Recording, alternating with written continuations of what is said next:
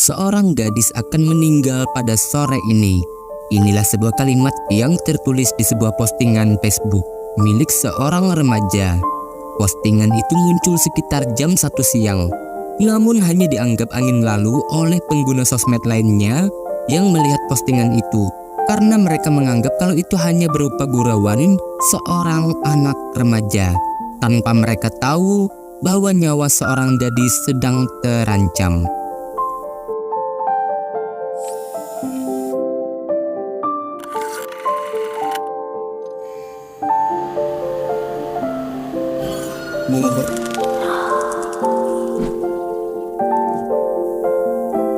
Arnhem adalah nama sebuah kota yang terletak di Belanda yang dekat dengan perbatasan Jerman. Di kota kecil inilah tinggal seorang gadis remaja bernama Jo Sau atau yang biasa dipanggil Winzy. Winzy sendiri lahir di Hong Kong pada tanggal 15 Mei 1996 dan dia juga mempunyai seorang adik laki-laki. Saat mereka masih kecil, orang tua mereka memutuskan untuk pindah ke luar negeri dan negara Belanda pun menjadi tujuan mereka. Hingga akhirnya mereka pun menetap di sana. Winzy pun tumbuh dengan paras yang cantik dan mempunyai otak yang cerdas, hingga dia sering mendapat prestasi di sekolahnya. Bahkan dia juga menyukai musik yang membuatnya mengikuti sebuah les piano. Bermain catur juga merupakan hobinya. Bahkan hobinya itu sempat membuatnya menjadi semifinalis dalam turnamen catur tingkat nasional di Belanda. Perjalanan hidup Winzy pun cukup berkesan, hingga kini dia akhirnya menginjak usia yang ke-15 tahun. Dan pada saat itu, dia mempunyai seorang sahabat yang sama-sama dari perantauan Asia. Sahabatnya itu bernama Polly, di mana Polly berusia lebih tua 1 tahun darinya. Persahabatan mereka pun sudah tidak asing lagi bagi teman-teman mereka yang lain, di mana para teman-temannya itu sering melihat mereka pergi berdua. Namun persahabatan itu mulai retak karena masalah yang cukup sepele, di mana hal itu terjadi pada bulan November 2011. Seperti pada umumnya, sosial media merupakan hal yang selalu digandrungi oleh para remaja. Begitu juga mereka sebagai remaja yang aktif bersosial media, khususnya Facebook, di mana saat itu masih cukup populer. Pada suatu hari, Polly memposting gambar dirinya bersama sang pacar. Tanpa diduga, postingan itu dikomentari oleh Winzy yang menulis kata, "Oh my god, gayamu seperti seorang pelacur." Kurang lebih seperti itu komentar yang dilontarkan oleh Winzy. Sebenarnya, Winzy tidak mempunyai niat buruk sama sekali, namun dia hanya bercanda. Karena bercanda dan saling ejek di antara dua sahabat itu hal yang wajar menurutnya. Akan tetapi, entah kenapa kali ini Polly menyimpan amarah di hatinya. Dia marah dan kesal terhadap Winzy, namun Polly hanya mendiamkan Winzy dan mulai menjauh. Dia juga menceritakan kemarahannya itu kepada teman-temannya yang lain.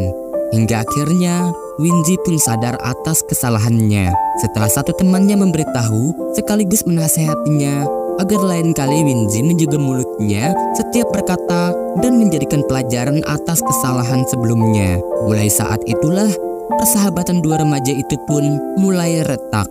Tak ada lagi tegur sapa di antara mereka berdua.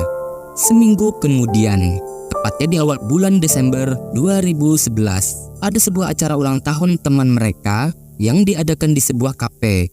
Hal itu membuat Polly dan Winzy tanpa sengaja bertemu. Dan hal itu yang membuat acara ulang tahun yang awalnya nampak meriah tiba-tiba berubah menjadi tegang. Saat Polly mendatangi Winzy dan bertanya dengan nada yang marah, Polly berkata, "Mengapa kau mengataiku sebagai pelacur?" Mendengar pernyataan itu, Winzy langsung meminta maaf dan mengaku salah. Dia juga menjelaskan kalau dia hanya bercanda. Namun di sini, Polly tidak percaya dan tetap marah kepada Winzy. Bahkan dia mendorongnya sampai Winzy hampir terjatuh. Aksi saling dorong-mendorong pun terjadi yang membuat teman-teman mereka segera untuk melerai mereka. Polly pun mengusir Winzy dari acara itu dan berkata kalau dia tidak ingin lagi melihat Winzy. Winzy pun terpaksa pergi, tentunya juga dengan rasa sedih yang membuatnya menangis.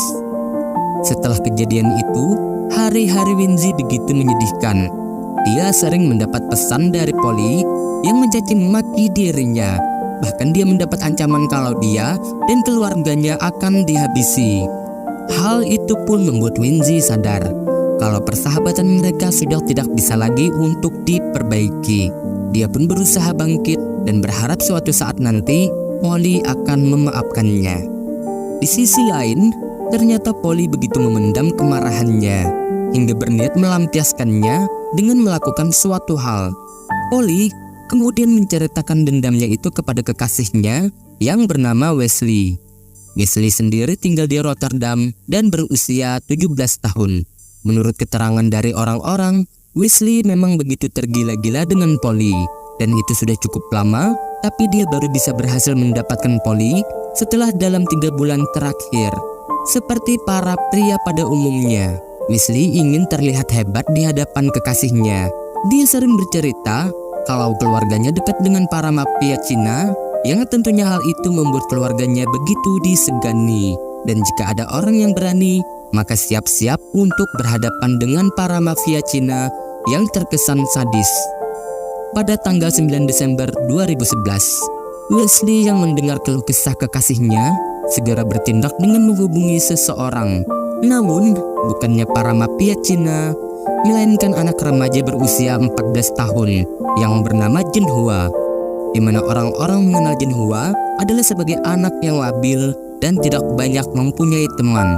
Oleh sebab itu dia juga dikenal sebagai orang yang suka menghabiskan uangnya untuk mentraktir orang-orang dan bersedia melakukan apa saja agar bisa diterima masuk ke dalam pergaulan.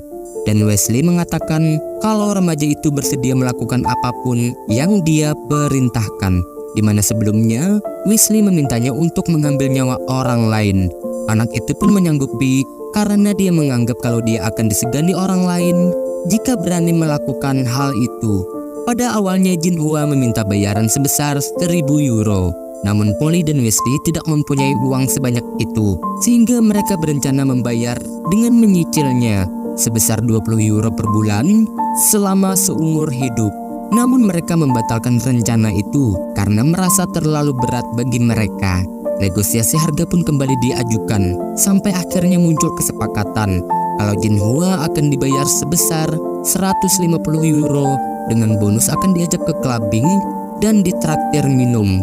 Setelah sepakat, selama sebulan mereka pun mulai mengamati Winji secara diam-diam agar mereka mendapatkan informasi tentang kegiatan apa saja yang dilakukan oleh Winji, mulai dari jadwal les piano, nomor bus pulang pergi ke sekolah, dan dengan siapa saja dia bergaul.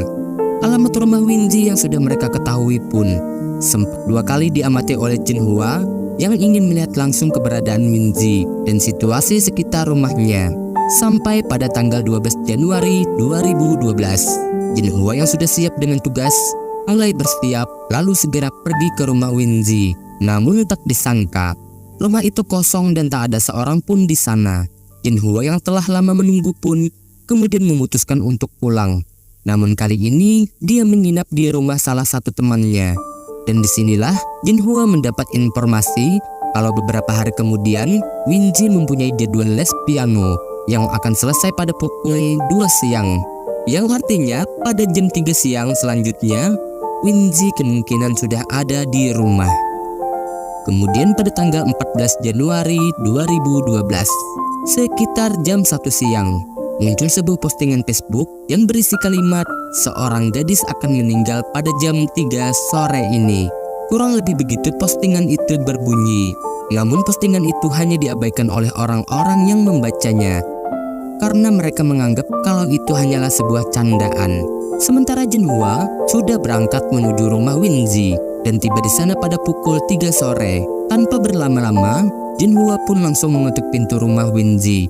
Beberapa saat kemudian, ayah Winji yang bernama Chun Nam Hao segera keluar dan membukakan pintu. Jinhua pun sedikit terkejut, akan tetapi dia masih bisa tenang dan berusaha memperkenalkan diri dengan sopan. Di sini dia mengaku sebagai teman sekolah Winji dan dia berkata kalau ingin bertemu dengan Winji. Ayah Winji yang tidak curiga pun mempersilahkan masuk, lalu pergi ke dalam untuk memanggil putrinya. Winji pun keluar dengan seorang diri. Namun Jinhua langsung berkata, "Mohon maaf, aku harus terpaksa melakukan hal ini." Jinhua pun langsung menyerang Winji yang membuat Winji segera jatuh terkapar dengan belasan luka tusuk di leher dan wajah. Ayah Winji yang mendengar teriakan itu pun langsung pergi keluar, namun dia juga langsung diserang oleh Jinhua dengan pisau yang mengenai pipinya. Setelah itu Jinhua pun segera kabur. Tak lama kemudian, adik laki-laki Winji datang, di mana dia terkejut melihat ayah dan kakaknya terluka. Dia pun segera menelpon bantuan dan polisi. Beberapa saat kemudian, para polisi dan petugas medis pun datang. Mereka pun diberi pertolongan dan dibawa ke rumah sakit. Ayah Winji pun segera mendapatkan jahitan luka di pipinya. Setelah itu dia pun diperbolehkan pulang.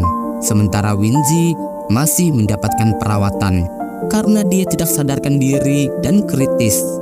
Sementara dari pihak kepolisian yang telah mengantongi ciri-ciri pelaku segera melakukan pencarian. Dan beberapa jam kemudian mereka pun berhasil menemukan Jinhua, sang pelaku yang masih berada tidak jauh dari tempat kejadian. Setelah 5 hari berlalu, pada tanggal 19 Januari 2012, Winji pun menghembuskan napas terakhir setelah nyawanya tidak bisa lagi diselamatkan. Gadis itu meninggal pada usia 15 tahun. Sementara itu, pihak kepolisian menutupi kabar meninggalnya Winji kepada sang pelaku. Karena sang pelaku yang merasa aksinya gagal dan tidak berhasil membunuh seseorang, berpikir kalau kasusnya itu akan menjadi lebih ringan. Oleh sebab itu, Jinhua pun segera mengaku, bahkan dia juga menyebutkan nama Wesley sebagai dalang atas kejahatannya itu. Hal itulah yang membuat Wesley pun kemudian juga ikut diringkus. Namun di sini, Wesley bersikeras kalau dia tidak tahu menahu tentang kejahatan itu, dan dia juga tidak kenal dengan Jinhua. Bahkan Wesley pun menantang pihak kepolisian untuk membuktikan kebenaran atas tuduhannya itu. Beberapa hari kemudian, titik terang kembali ditemukan. Polisi berhasil menemukan jejak digital yang berisi percakapan Wesley dan Polly yang bersama-sama merencanakan kejahatan itu. Oleh sebab itu, pada tanggal 24 Januari 2012, polisi langsung mendatangi rumah Polly dan meringkus gadis itu. Sementara ayah Winji yang mendengar kabar itu terkejut dan tidak menyangka, karena yang dia tahu kalau Polly adalah salah satu sahabat dari putrinya.